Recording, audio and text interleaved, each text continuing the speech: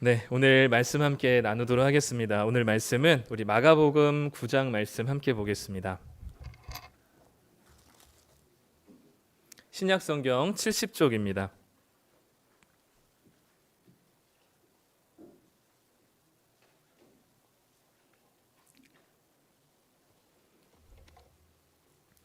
마가복음 9장 30절부터 50절까지 말씀입니다.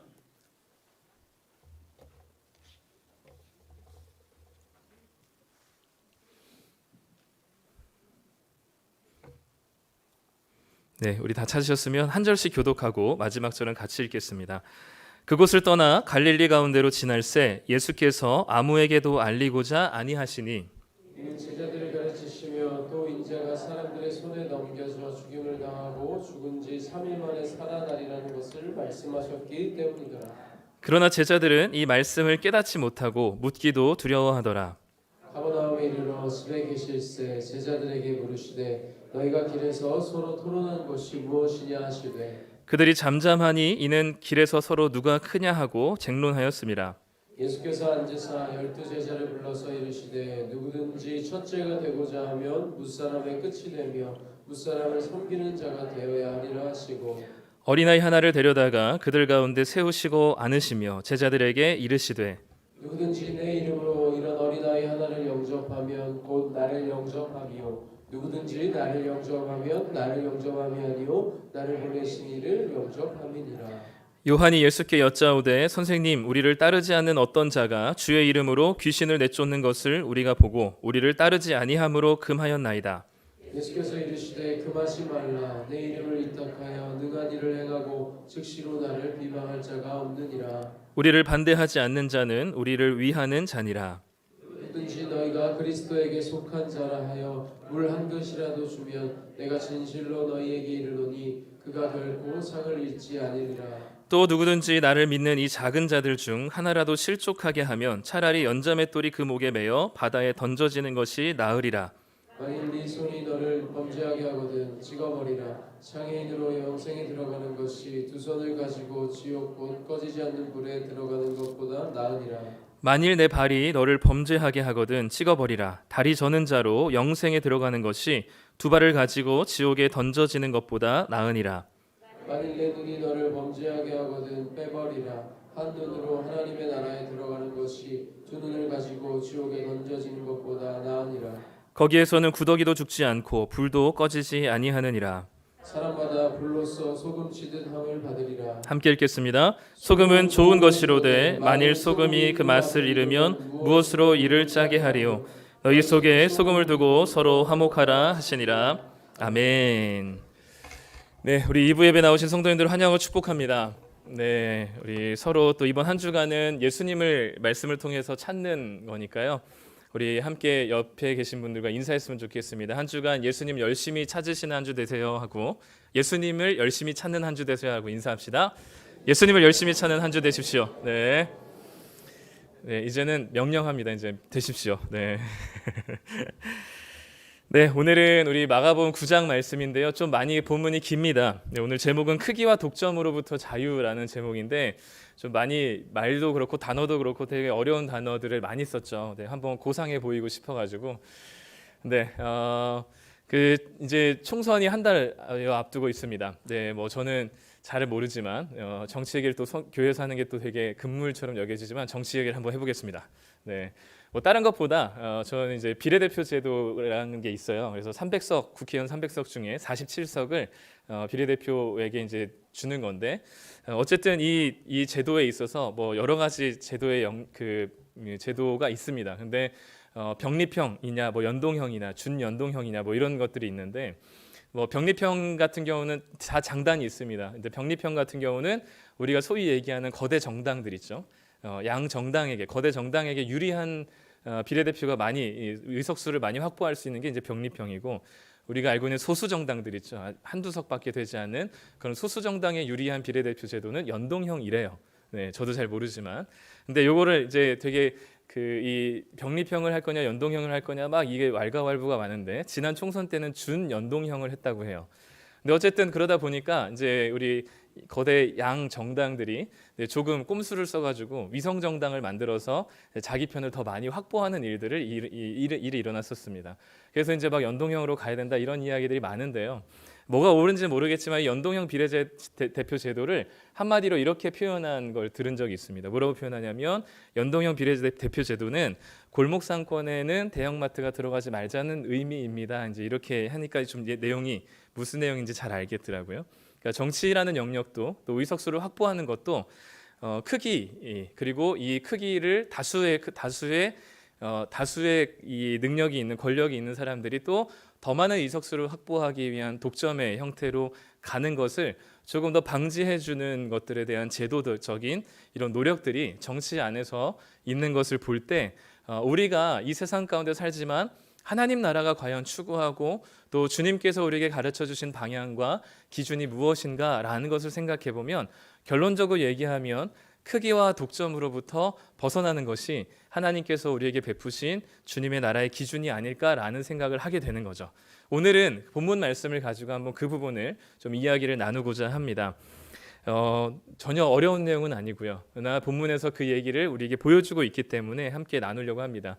오늘 30절부터 50절까지 읽었는데 참 내용이 다양한 이야기들이 들어있어요. 예수님께서 자신이 십자가에 달려 죽을 것이라는 이야기도 들어있고 또 제자들이 누가 더 큰 사람인지를 싸우는 이야기도 있고 또 이 예수님을 따르지 않는 누군가가 예수님의 이름으로 무언가 귀신을 쫓아내고 뭔가 그 신기한 일들을 행하는 것을 보고 제자들이 금지시킨 일도 있고요. 또 만약에 너의 지체가 범죄하면 잘라내 버릴지언정 그 범죄를 가만히 두지 말라고 이야기할 정도로 굉장히 무시무시한 이야기를 하십니다. 여러 다양한 이야기들을 하시는 것 같지만 사실 오늘 결론에서는 단 한 가지를 얘기하고 있어요. 그게 뭐냐면 50절에 서로 화목하라라는 것으로 마치고 있습니다. 그러니까 30절부터 50절까지 되게 다른 이야기를 하는 것 같은데요. 이것은 결국 깔때기로 한 가지로 거른다면 서로 화목하라는 것으로 마치고 있습니다. 어떻게 이 네 가지 다른 이야기들이 화목하라는 것으로 결론이 내어지는지 잘 이게 이해가 안 되실 텐데 한번 저와 같이 말씀을 보도록 하겠습니다. 예수님께서 변화산에서 내려오셔서 귀신 들린 아이를 고치십니다. 그리고 갈릴리로 가시죠. 오늘 그 갈릴리로 가시는 예수님의 발걸음을 이렇게 30절에서는 표현하고 있습니다. 우리 함께 읽어보겠습니다. 그곳을 떠나 갈릴리 가운데로 지날새 예수께서 아무에게도 알리고자 아니하시니. 물론 갈릴리가 어딘지는 우리는 머릿속에 잘 들어오진 않겠지만 예수님께서 지금 갈릴리 가운데로 어떻게 하고 계시대요? 지나가고 계시대요. 그럼 예수님의 최종 목적지는 갈릴리일까요? 갈릴리가 아닐까요? 갈릴리가 아닙니다. 지나가고 있기 때문이죠. 그 가운데로 통과하고 있기 때문이죠. 그럼 예수님께서 가시고자 하는 최종 목적지는 어디일까요? 우리는 잘 알지 못하지만 나중에 보면 알겠지만 예루살렘입니다. 예루살렘에 예수님께서 최종 목적지로 찍으시고 거기를 최종 목적지로 찍은 이후부터 예수님께서 뭘 얘기하시냐면 내가 예루살렘에 가면 사람들에게 넘겨져 고난받고 십자가에 죽게 될 거다라는 이야기를 시작하시거든요. 그래서 예수님께서 예루살렘이라는 종착지를 찍으신 다음부터 제자들이 흥분하기 시작합니다. 왜냐하면 제자들이 예수님을 지금까지 따라왔었던 이유는 무엇이냐면 예수님이 예루살렘에 가시면 십자가에 달려 죽는 것은 상상할 수 없고요. 그 당시에 유대 땅을 다스리고 있었던 총독이었던 빌라도 총독을 무릎 꿇리시고 군대 귀신을 한 번에 몰아내신 예수님께서 로마 군대를 한 번에 다 제압하셔서 예수님께서 드디어 이스라엘의 왕으로서 등극하시게 될 것이라는 기대와 소망이 이 제자들에게 있었기 때문입니다. 그래서 제자들은 예수님께서 예루살렘으로 도착지, 최종 목적지를 찍으신 이후부터 제자들은 흥분의 발걸음으로 예수님을 따라왔어요. 예수님께서 왕이 되시면 그동안 3년 동안 개고생한 제자들이 어떻게 될까요? 한 자리씩 차지하게 되겠죠. 우리도 대통령이 되면은 그 밑에 있는 장관들이 다 바뀌잖아요. 그러니까 얼마나 이 예수님께 그동안 헌신하고 희생하고 수고했었던 자신들의 이 고생을 위로하면서 얼마나 이 발걸음이 가벼웠겠습니까? 제자들이 예수님을 따라다녔던 목적은 이거였습니다. 예수님 자체가 아니었고 예수님을 통해서 얻어질 어떤 이익들이었죠. 그리고 그것이 자신들이 받을 만한 자격이 있다고 생각했습니다. 그런데 예수님께서는 예루살렘으로 가시는 목적이 완전히 달랐죠. 31절에 그래서 이 이야기를 하고 계십니다. 제자들에게 이 예루살렘이라는 최종 목적지를 앞두고 내가 사람들의 손에 넘겨져 죽임을 당할 것을 얘기합니다. 제자들은 예수님이 어떻게 되길 기대했냐면 다른 사람들 위에 군림하기를 기대했어요. 그런데 예수님께서는 다른 사람들의 손에 넘겨지게 될 것이라고 말씀하십니다. 제자들의 목적과 예수님의 목적이 완전히 다르죠. 그러다 보니까 예수님께서 지금 죽는다고 이야기하시는데 우리 성도님들에게 예수님께서 내가 곧 며칠 뒤에 죽을 거야 라고 얘기하시면 심각해지지 않을까요? 가족과 누군가가 나 지금 이제 암에 걸려서 죽을 거야. 그러면 이건 너무 심각한 문제잖아요. 근데 이거를 제자들의 머릿속은 예수님이 죽는다는 걸 생각을 하지 못했기 때문에 제자들은 그런 거 가지고 얘기할 시간이 없었어요. 제자들이 갈릴리로 지나가는 중에 무슨 얘기를 했었냐면 누가 더 크냐에 대한 이야기를 했었습니다. 33절과 34절 한번 읽겠습니다. 가버나움에 이르러 집에 계실새 제자들에게 물으시되 너희가 길에서 서로 토론한 것이 무엇이냐 하시되 그들이 잠잠하니 이는 길에서 서로 누가 크냐 하고 쟁론하였습니다. 예수님께서는 죽겠다 하셨는데 제자들은 그것이 머리에 들어오지 않았습니다. 마음에 새겨지지가 않았어요. 왜냐하면 제자들의 마음에 이미 예루살렘에 가면 어느 자리를 차지할 것인가가 이들에게 가장 큰 관심사였기 때문입니다. 그렇기 때문에 그 자리가 1등석부터 10등석, 12등석까지 있다면 그중에 누가 1등이 될 것이냐, 누가 더 크냐라는 사실이 제자들에게는 가장 중요했습니다. 이렇게도 아마 제자들이 이걸 가지고 다투고 싸웠던 원인 제공은 아마 예수님이 하셨던 것 같아요. 왜냐하면 우리가 앞전에 9장에서 보면 예수님께서 변화산에 올라가십니다. 예수님이 원래 외모가 그렇게 훌륭하지가 못했습니다.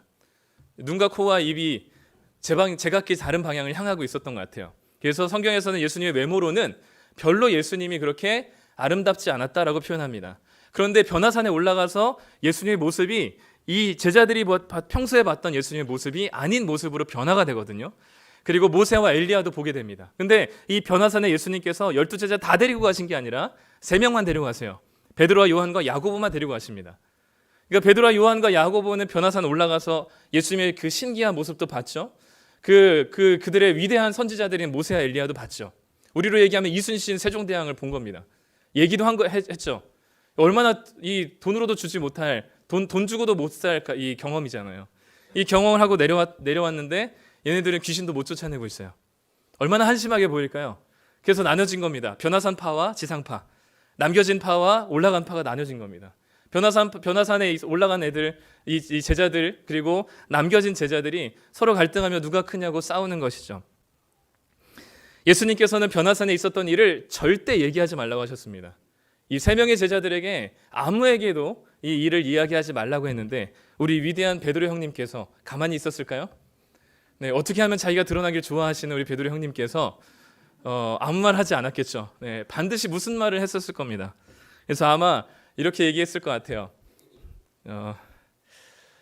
떨리네요. 갑자기 이게 하려니까 왜냐하면 제가 여기다가 이거를 상상하면서 설교 원고를 준비하면서 이 장면을 상상하는데 사투리가 자꾸 이렇게 생각이 나는 거예요. 그래서 너희들은 변화산 못 올라갔지? 모세도 보고 엘리야도 얘기하고 예수님 변화된 모습도 보고 다 했어. 이게 이제 생각이 나는 거죠. 그래서 여기다 적어놨는데 사실 맛깔나게 하질 못하겠습니다. 제가 죄송합니다. 그러면서 아마 변화산 올라간 사람들이 베드로와 요한과 야고보가 너 모세 봤어? 엘리야 봤어? 막 이러면서 아마 자극을 했겠죠.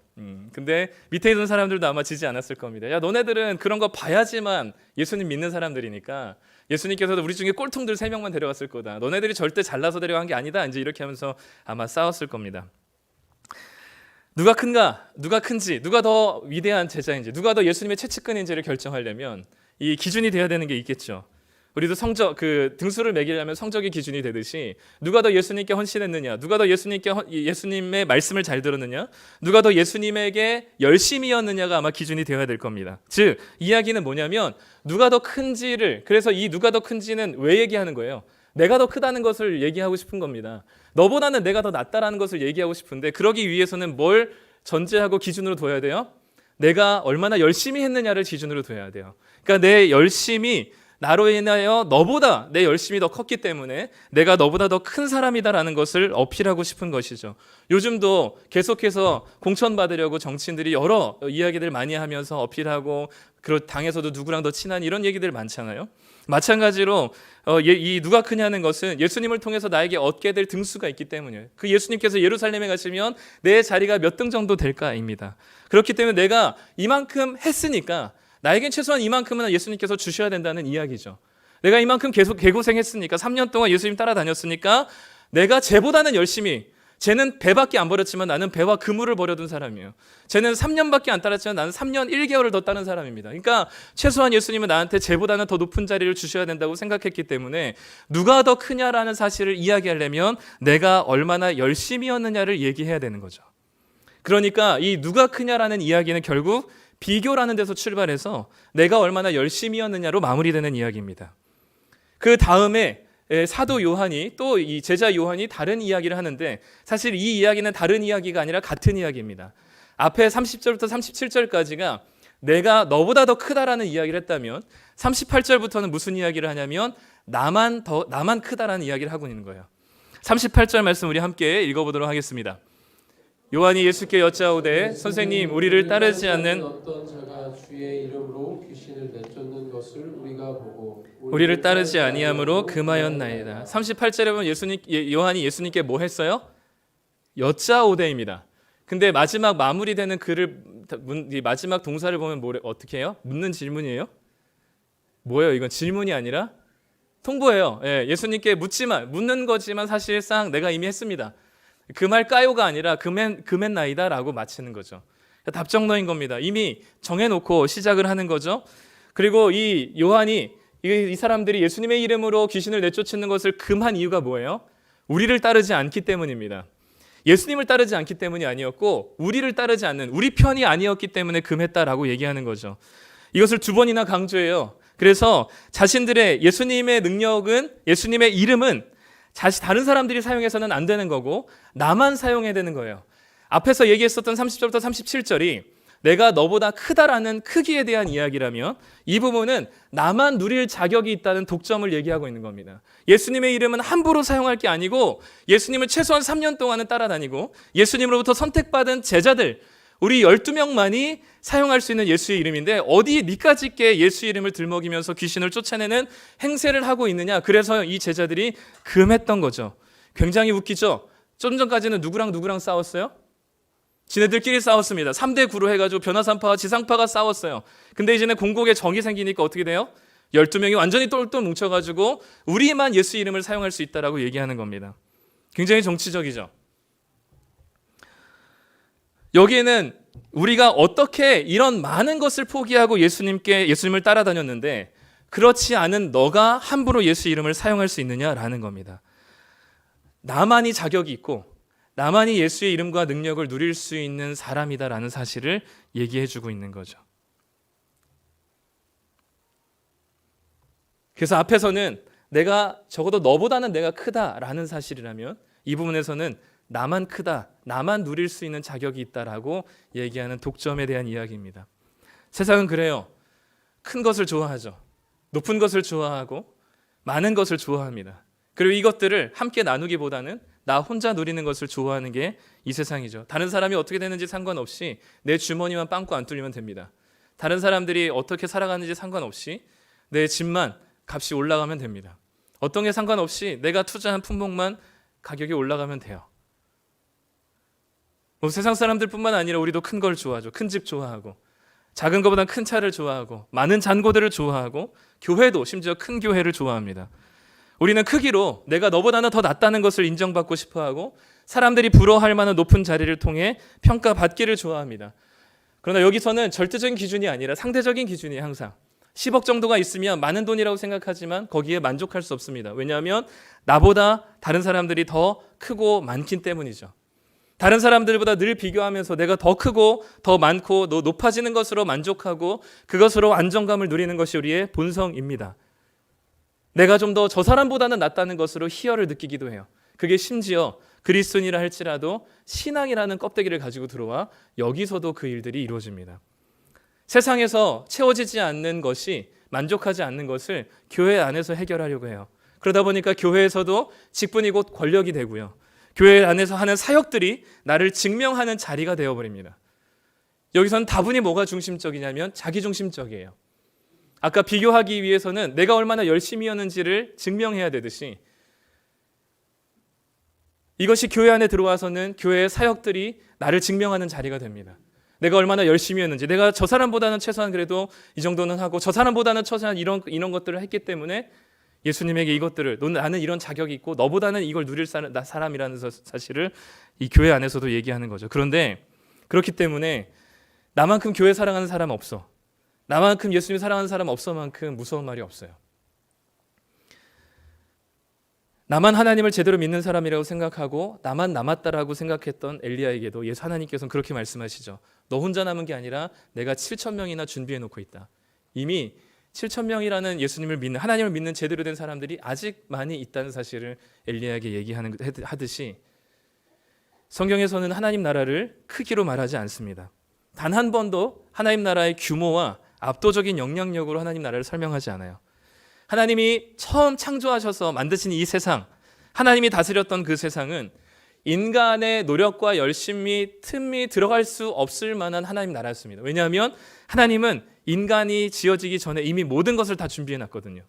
인간이 소중해서 마지막에 만드시기도 했지만 인간이 내가 무언가를 해냈다라는 것을 얘기할 인간의 열심이라는, 인간의 수고와 열심이 하나님의 은혜 안에 틈바구니로 끼어들지 못하게 하나님께서는 아예 하나님께서 싹 다 만드시고 인간을 마지막에 창조하셨어요. 전적으로 하나님의 은혜와 능력을 인간이 누리기만 하면 된다고 말씀하셨습니다. 거기에 아담이 이거는 내가 했다라고 할 것이 없을 만큼 1부터 100까지 하나님께서 전부 다 만드신 게 하나님 나라예요.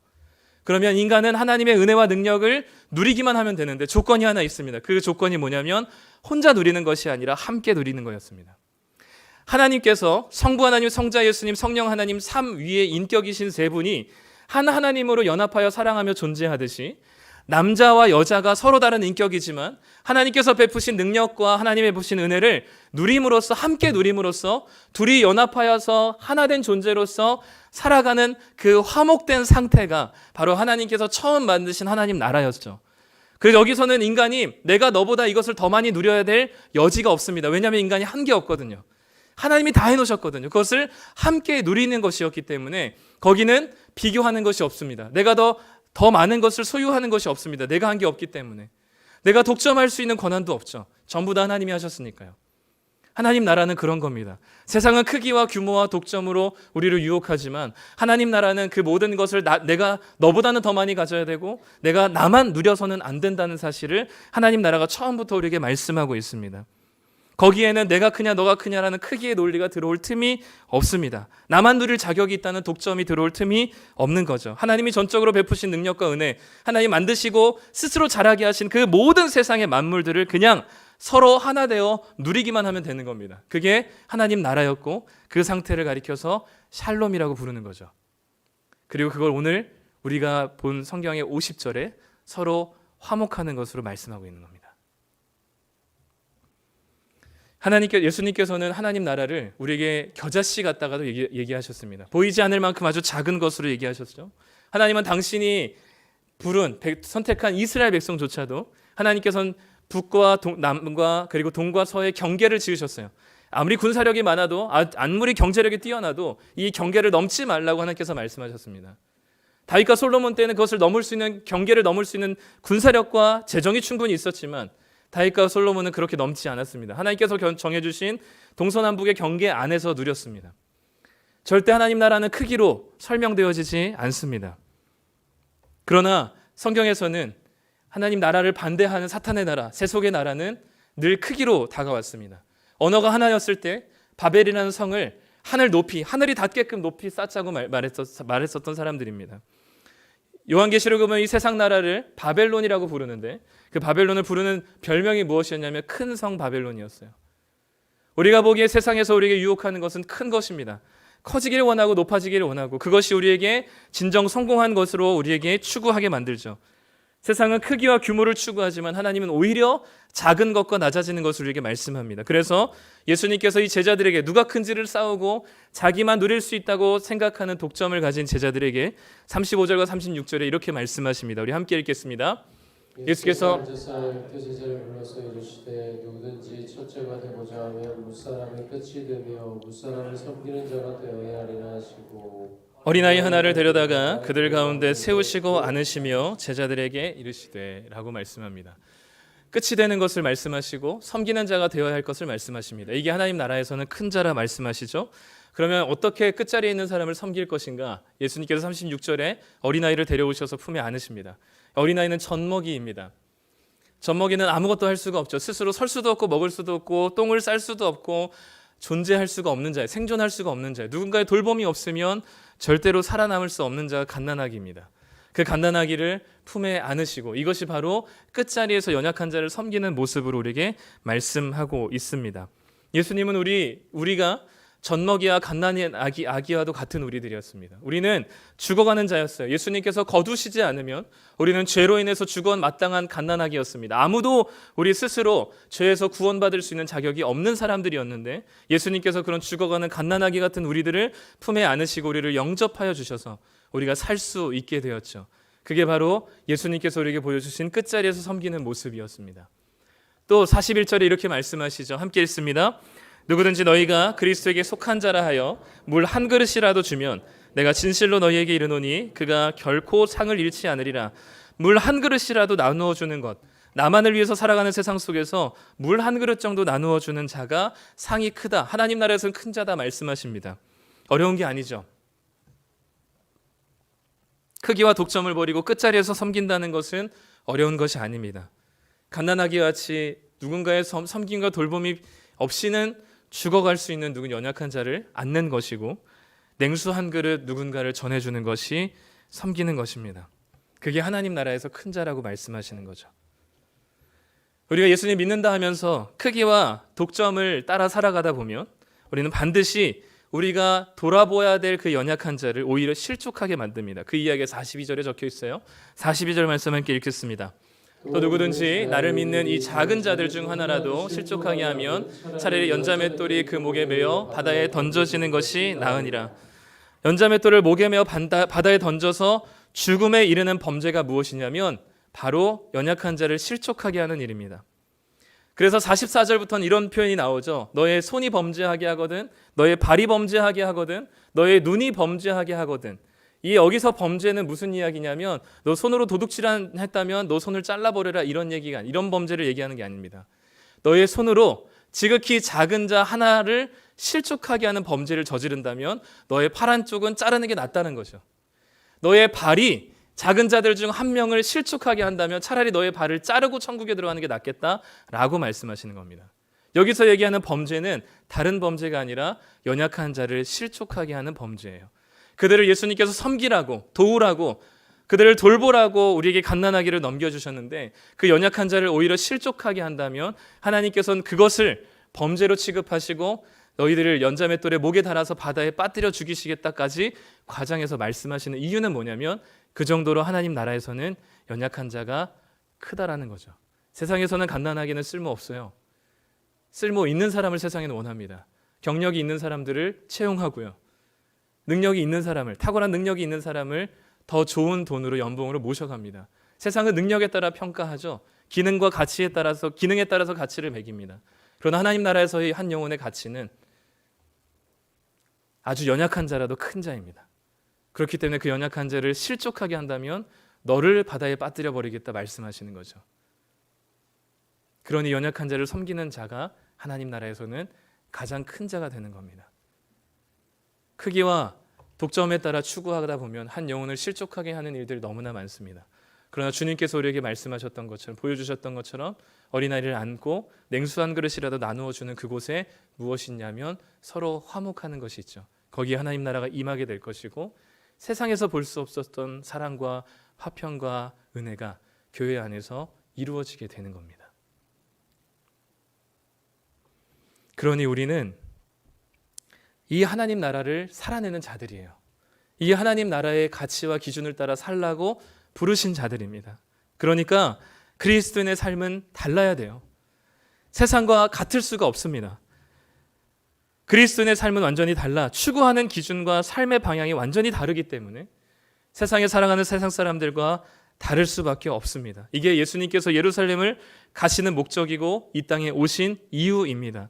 그렇게 예수님께서는 갓난아이처럼 내버려두면 살 수 없는 우리들을 물 한 그릇이 아니라면 죽을 수밖에 없는 우리들을 위해서 자신의 손과 발을 찍어내 버리듯이 자신의 손과 발에 못을 박아내셨습니다. 자신의 눈을 실족하지 않게, 우리 한 영혼을 실족하지 않게 하기 위해서 자신의 눈을 빼어버리듯이 가시 면류관에서 흐르는 피가 그 눈을 물들게 했습니다.